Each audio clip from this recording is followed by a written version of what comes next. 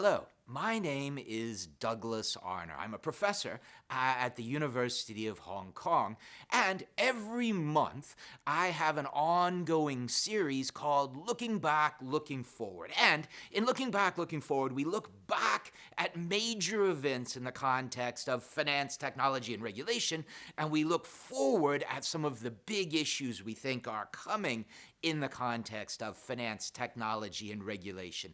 And this episode is a special edition for the 2022 Hong Kong U FinTech Day and the 2022 Hong Kong FinTech Week. Now, if we look at finance, technology, and regulation, we can say that over the past 10 years, finance, technology, and regulation have really been dominated by three big themes. The 2008 global financial crisis, which really transformed finance all across the world. Regulation, a range of post-crisis regulatory changes, which likewise transformed finance. And technology. And when we think about the past 10 years prior to COVID, technology was all about the application of new technologies to finance, the entry of a range of new players, startups like fintechs and regtechs. And then comes COVID, and we see this 2-year period where everything shuts down all across the world. But that period dramatically drove forward digital finance, particularly digital finance from the standpoint of electronic payments, from the standpoint of digital identification systems, from the standpoint of regulatory and supervisory technology, and from the standpoint of concentration in the context of large platform finance companies coming from either the finance side or the tech side, particularly the entry of big techs into financial services and the platformization of finance. And if we think back of what we expected would be the big regulatory issues in 2022, those were very much headlined by a range of macroeconomic considerations, particularly around interest rate issues, as well as from the standpoint of potential financial problems that might be caused by central banks' responses to those interest rate issues. Second, we focused in on continuing geopolitical issues, particularly between the US and China. Third, we focused in on the aspect of regulation of digital assets, particularly cryptocurrencies. And fourth, from the standpoint of ongoing development of infrastructure for finance, things like central bank digital currencies, like digital exchanges, and like regtech, suptech infrastructure.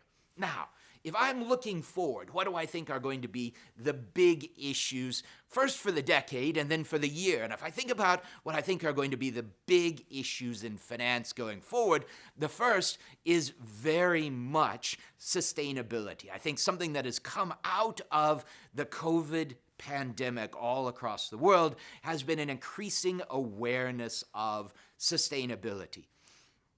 And I think that this is very important.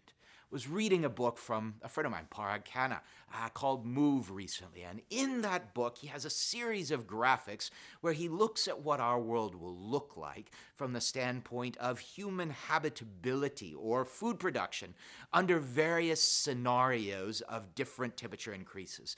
And I think what that highlights is that really we have to take steps from the standpoint of better addressing sustainability out of simple self-interest. And I think what we see going forward over the next decade, but in particular over the next year, is an increasing focus of financial regulators and policymakers, of investors, and of the public on sustainability issues, both wider in the context of the UN Sustainable Development Goals, and more narrowly, particularly in the context of climate change and biodiversity issues. And from a regulatory standpoint, central is the ongoing process process of developing coordinated standards for disclosure and reporting of information about sustainability activities and impact. These systems, as they are digitized, and particularly as they are centered in systems like the EDGAR system or the ESAP system in the EU, these digital repositories of information will form the basis of large volumes of standardized data, which will better allow us to analyze the impact of climate change and sustainability, but also to better protect against risks and from the standpoint of directing investments going forward. The second, and a theme that we've spent a lot of time on over this year, has been ongoing geopolitical tensions. We've seen this particularly with the ongoing war between Russia and Ukraine. We're also seeing an increasing amount of tension, particularly around technological issues between the United States and China, and really the rest of the world caught in between these things, at a real risk that we will see an increasing fragmentation of finance, of politics, and of technology. And I think that this would mark a major change in direction, both for finance and for our world, and certainly not in a positive direction. And particularly if one thinks about some of these sustainability challenges. Should we really be working together, or should we be fighting one another? And I think human nature kind of inclines us to fight over one another in these sorts of existential crisis situations. But it is one of those opportunities where maybe, just maybe, we can rise above and actually cooperate in a common effort to build a better world, or at least stop the end of the world as we know it. And finally, of course, the big theme is around technology. And I think what we're increasingly seeing is not just new technologies, but really an ongoing battle between decentralization and centralization. And it's going to be something where I think there are advantages in some forms of centralization. There are advantages in some forms of decentralization. We can see a contrast between central bank digital currencies and digital asset markets. We can see the development of large digital finance platforms that are centralized, like a company or a trading platform, versus blockchain systems, which are likewise actually centralized platforms, but to enable decentralized transactions.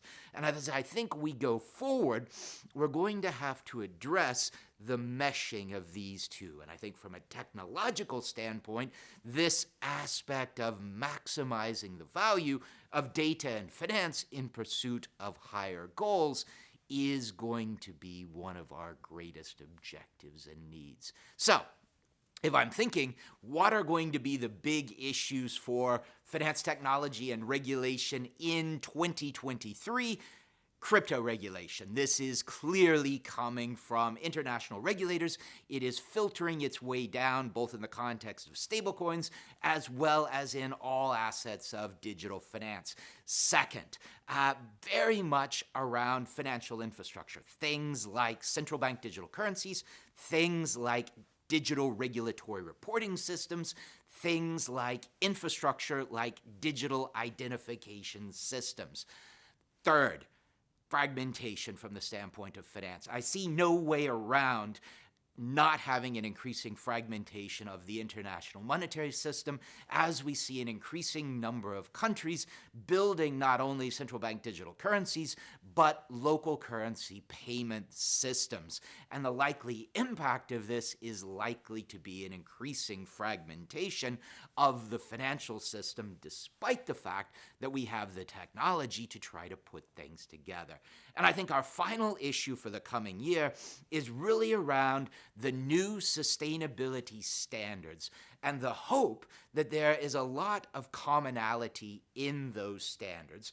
And not only do they address the risks of climate change, not only do they start to build frameworks of information to help us better analyze what works and what doesn't, But hopefully, and I think this is the most important point, as we go into the UN discussions in Egypt in November of COP27, and that is at the end of the day, probably our best hope as human beings from the standpoint of addressing climate change and sustainability more broadly is innovation.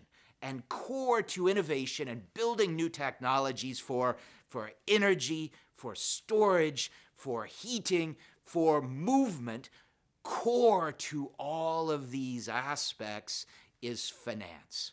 And getting finance targeted to support the innovations that we need to help build a better world that is more sustainable and better able to resist the coming existential climate and other sustainability crises.